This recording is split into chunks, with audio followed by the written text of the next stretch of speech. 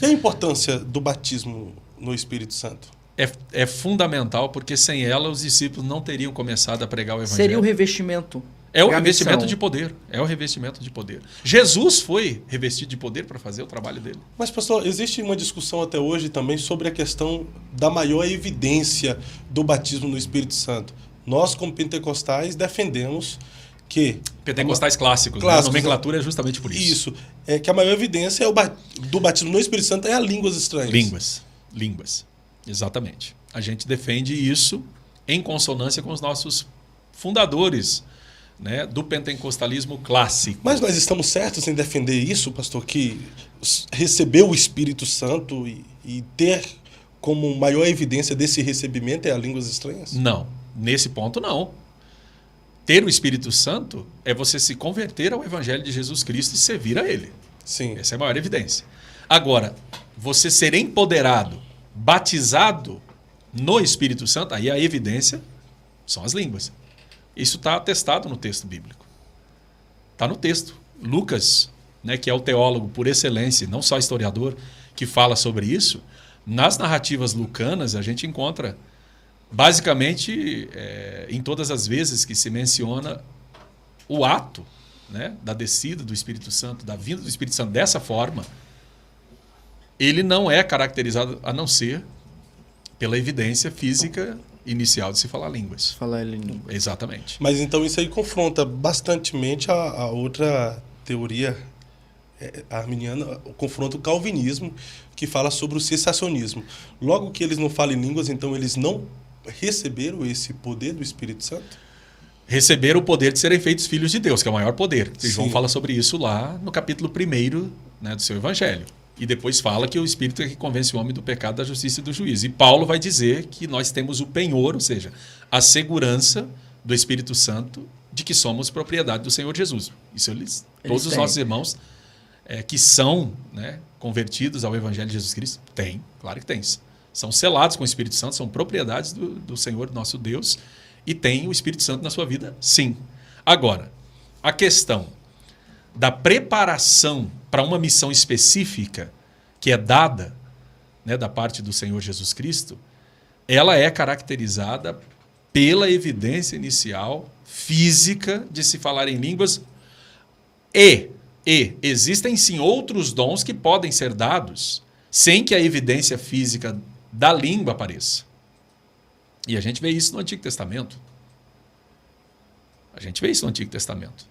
Né? Você tem Aholiabe e Bezalel, que são cheios do Espírito Santo para construir os utensílios do tabernáculo.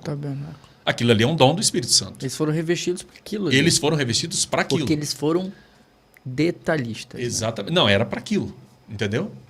Então você sabe muito bem que os dons do Espírito Santo eles antecedem em muito o Novo Testamento. A ideia de que os dons do Espírito Santo estão depois de Atos 2 ela é equivocada. Extremamente equivocada. Abraão era profeta. Está lá no capítulo 20 de Gênesis. Quando Abimeleque toma Sara como mulher para o seu harém, Deus lhe dá um sonho e no sonho Deus fala para ele, você devolve a esposa dele e você peça para ele orar por você porque ele é profeta. Uhum. Deus chama Abraão de profeta. Depois que o povo atravessa o Mar Vermelho, Miriam dança com as mulheres e ela é chamada profetisa Miriam. Quem profetiza é o quê? Profeta. E para ser profeta tem que ter o quê? O dom do Espírito Santo? Do Espírito. Verdade. Entendeu? Uhum. Então, o problema do cessacionismo e do pentecostalismo é um problema, às vezes, mais de vaidade do que de evidência textual. Porque o texto fala sobre os dons do Espírito Santo ao longo de todo o cânon.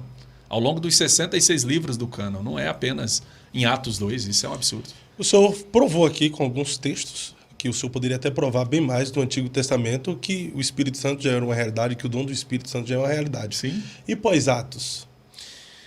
Porque daí, geralmente, os cessacionistas eles aplicam após ato, que só foi até aquele... Quando viesse o que é perfeito, né? Isso, que o que é perfeito para ele seria a completude do cânon, da Bíblia. Isso. Né? O que é um absurdo, obviamente, que é uma leitura bastante idealizada do texto, não é uma leitura do texto pelo texto, porque existe coisas assim que a gente precisa entender. Existe a teologia bíblica. O que seria a teologia bíblica? A teologia é inerente aos próprios textos da Bíblia.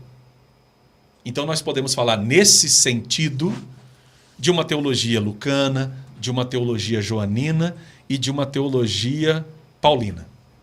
Essas teologias, elas estão em conflito? Absolutamente.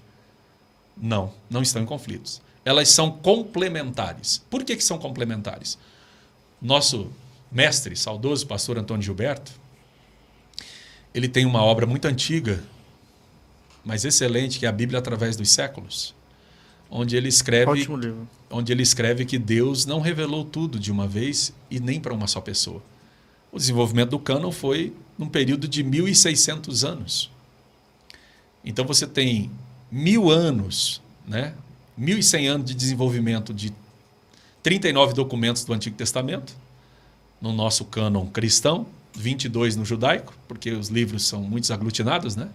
1º e 2º Crônicas é um livro só, 1º e 2º Samuel também, 1º e 2º Reis também. De fato que fica parecendo que é menos, mas não é, é o mesmo tanto de livros, só que é organizado de forma diferente. E nós temos, né, 1.100 anos para a produção desse cânon veterotestamentário, né, as escrituras hebraicas, e nós temos mais 100 anos de desenvolvimento de 27 documentos que são os do Novo Testamento. E aí nós temos 400 anos que sobram aí desses 1.600, que é o período intertestamentário ou interbíblico, que o pessoal diz incorretamente que Deus ficou em silêncio. É mesmo, agora o senhor até me pegou também, porque eu já falei que Deus ficou em silêncio ali, de Malaquias a Mateus. Não mais ficou. de 400 Dizem anos que de é o silêncio. silêncio, né? O silêncio, né? De mais de 400 anos? Nunca teve silêncio. Nunca teve? Não.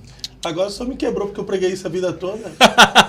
Você vai ter que voltar lá nas igrejas. Olha aqui, ó. A teologia sistemático-carismática, ela prova justamente o contrário disso. Nós temos 900 páginas só de doutrina do Espírito Santo nessa teologia, que é um feito mundial esse. Então, ali no período intertestamentário... Intertestamentário ou interbíblico. Malaquias, Mateus, Deus não ficou em silêncio. Não ficou em Da silêncio. onde surgiu, então, essa orientação, esse ensino, que Deus tinha ficado em silêncio por mais de 400 anos, ali no período das guerras dos Macabeus e etc. É o seguinte, se nós dissermos que Deus não levantou um profeta canônico, aí nós estamos certos. O que é um profeta canônico? É um profeta que foi levantado para escrever documentos que ficassem registrados. Entendeu? Entendi. Agora, veja só. O problema do cessacionismo é classificar toda revelação como revelação canônica. E nem toda revelação ela é canônica. Elias escreveu algum livro? Não. Eliseu? Não. Natã? Não. Uda? Não. Abraão? Não. E eram profetas. Então, nem toda revelação é canônica. Óbvio. Tem revelação que ela é para ficar para aquele momento. Não é para a posteridade. Certo? É uma revelação para o momento. Para o momento. Então, por exemplo, quando Uda, profetiza Uda, que morava na segunda parte da cidade de Jerusalém, ou seja, na parte pobre, que é mulher de um homem que é funcionário do guarda-roupa real. Quando eles acham o livro da lei nos escombros do templo ali, que estava abandonado, destruído, né? O rei Josias, rei do sul, quando ele encontra, né, quando a equipe dele que vai fazer a supervisão, acho que é Ilquias, Safã, tem um outro nome, eles encontram o livro da lei, leem o livro e trazem para ele, ele rasga as vestes dele. Essa era uma atitude extremamente improvável da parte de um rei, sabia? Se despojar daquela forma, porque quando rasgou as vestes, você acha que ele ficou que jeito? Despido. Ficou nu. Então era um sinal de vergonha, de exposição. Mas ele fez aquilo, tamanha angústia que ele sentiu, de ver o tanto que eles tinham desobedecido e contrariado a lei de Deus. Ele não conhecia a lei.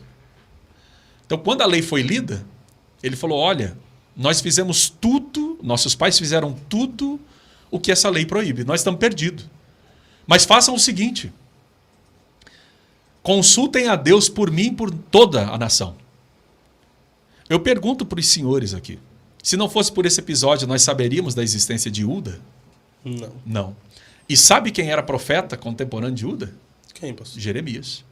Por que Josias não mandou ir no grande profeta Jeremias? Um dos maiores profetas do Antigo Testamento.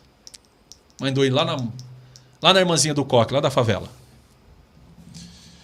Existem os profetas que estão em destaque, mas existem os anônimos, né? E ele disse assim, consultem quem? Deus por mim. Porque ele sabia que aquela mulher era porta-voz de Deus. De Deus. Mulher, preste atenção. Numa época que... Exatamente, mas tem uma outra coisa, meus queridos. O pessoal diz que quando vier o que é perfeito, não tem mais o que o Espírito Santo fazer, né? Não precisa de dom, né? Mas eles tinham o perfeito na mão, porque eles tinham a lei. Eles tinham acabado de achar a lei. A lei era a única porção da Bíblia que existia na época. A lei era o Pentateuco, os 5 primeiros livros da Bíblia. Por que mesmo tendo a lei, e mesmo a lei estando dizendo ali o que é que aconteceria se o pessoal desobedecesse... Ele precisou de uma confirmação profética. Não foi só confirmação. Ele queria outra coisa. Ele queria que Deus abrisse uma exceção. E Deus abriu. Deus quebrou a própria lei que ele revelou. Que já estava dito, se desobedecesse, desterro, perseguição, derrocada. Se obedecesse, prosperidade e bênção. Desobedeceram. Ele sabia que estava na desobediência. Mas não era da parte dele, do tempo dele, era do tempo do pai dele. O ímpio Manassés. Mas por que ele mesmo assim pediu para consultar Deus, ver se Deus abriu uma exceção? E Deus abriu. Por que, pastor? Por que Deus contrariou o próprio texto? Por quê? Não é? Não, eu pergunto para os teólogos. Eu faço a pergunta para os teólogos absolutistas, né, que querem ter resposta para tudo, que acham que responde tudo.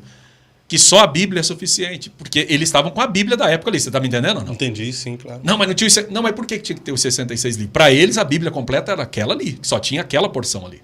E era o suficiente para Era eles. o suficiente. Nessa Mas por que ele não perspectiva era achou, suficiente. na perspectiva de saber por que eles foram criados, para que eles existiam e qual seria o destino deles, ela era suficiente já naquele tempo. Sim. Para o tempo deles era, Exatamente. era tudo que eles precisavam. Tudo que eles precisavam estava dito ali, exatamente. É isso aí. Então ela era suficiente para isso. Só que para falar especificamente... Ela não tinha exceção. Não tinha. Agora, para falar especificamente, ela não era suficiente. Uau. Precisava de um profeta para consultar Mas Deus. como que ele teve a ideia de que Deus poderia falar especificamente? Já que ele tinha o que era perfeito na mão, segundo a visão sensacionista. Estava com a porção bíblica na mão.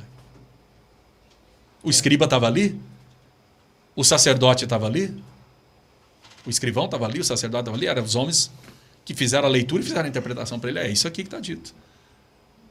Mas aí Deus falou para ele, através de Judá, como ele se humilhou, como ele, sabe, rasgou o coração, eu vou. Porque Deus... Ele sabe que a gente não aguenta. Ele sabe que o ser humano não é capaz de viver no nível prescrito da sua lei. Nós não temos condição. Se não for pelo Espírito de Deus, se não for pela misericórdia de Deus, não temos condição. Não vai. Ele tem que completar com a sua misericórdia, com a sua graça. Entendeu? Entendi. Então, assim, e aquela mulher não era profeta canônica? A profecia dela ficou registrada, mas ela não serve para nós hoje. O que serve para nós hoje é saber que a gente tem que se humilhar.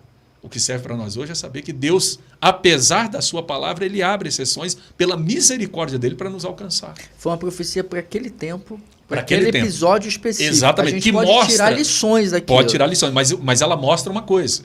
A exceção ali, ela confirma a regra pentecostal. Uau. O texto bíblico não está em oposição. Porque Deus, o que ele falou, estava falado e está certo. Mas ele abriu uma exceção pela misericórdia dele, porque senão ninguém se salva. É isso, meus queridos. É isso que precisa ser entendido. As pessoas precisam compreender essa parte. E as pessoas não querem compreender. Por exemplo, eu estou falando com vocês aqui, é capaz de vir pessoas mal intencionadas, pessoas maldosas, pessoas perversas, que vão cortar isso aqui e vão dizer, olha, ele está falando que a Bíblia não é suficiente. Eu não estou descredibilizando em nenhum momento a palavra de Deus aqui, mas vai ter gente perversa que diz que está fazendo defesa da Bíblia, que vai cortar isso aqui e vai dizer coisas que eu não disse e espalhar por aí pelo WhatsApp. Então, assim, esse tipo de gente hoje, eles fazem muito mal para a obra de Deus. A gente acredita na suficiência e na perfeição da Bíblia. Da Escritura. Porém, dentro do que o senhor falou aí, o próprio Deus permite exceções para falar com alguém particular. E isso que não é aceitável. Mas a própria Escritura mostra isso. O pessoal sensacionista não aceita isso, que diz que isso contraria a perfeição da Bíblia. Não contraria. Porque se contrariasse, então foi contrariado dentro da própria Bíblia. Isso pode enaltecer, na verdade. Pelo contrário. Enaltece. Entendeu? Pelo contrário. Enaltece a grandeza de Deus, Exato. a soberania de Deus, Então, a graça de Deus. Veja só, a Bíblia que Jesus lia era diferente da Bíblia dos escribas, dos sacerdotes, dos fariseus? Não. Era a mesma Bíblia. O que mudava? Interpretação. A interpretação. A Bíblia que Paulo lia era diferente da Bíblia que Paulo passou a ler depois de ensinar? Não. Não. O que mudou? Interpretação. Mas a interpretação de Paulo mudou aonde? Depois do Numa encontro com experiência. Cristo, né? Isso, essa é a palavra, experiência. Que o pessoal tem ojeriza aí. Tem um pessoal que no nosso meio hoje, que é o pessoal que se submeteu às prescrições da teologia tradicional, de que experiência é coisa que tem que ser abolida, que a experiência contraria a Escritura, que a experiência é contra... Não, esse pessoal eles não aguentam ouvir isso. A questão é toda experiência é válida? Não sei.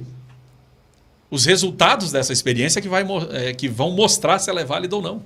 A experiência que Paulo teve na estrada de Damasco foi válida ou não? Super válido. Tem 13 epístolas, Porque tem 13 documentos atribuídos a ele no Novo Testamento. A experiência, ele já tinha um conhecimento necessário para se tornar quem se tornou, o preparo, mas ele precisava de uma experiência para ter uma nova leitura daquilo. É isso aí. E se tornar quem se tornou. Exatamente. É isso aí. Você entendeu aqui em breves momentos nós estamos conversando aqui. Ele precisava da visão de Deus. Da Né? visão. Isso aí, da perspectiva divina para ler o próprio texto. Porque se você ler o texto na perspectiva humana, você vai ter problema seríssimo com o texto.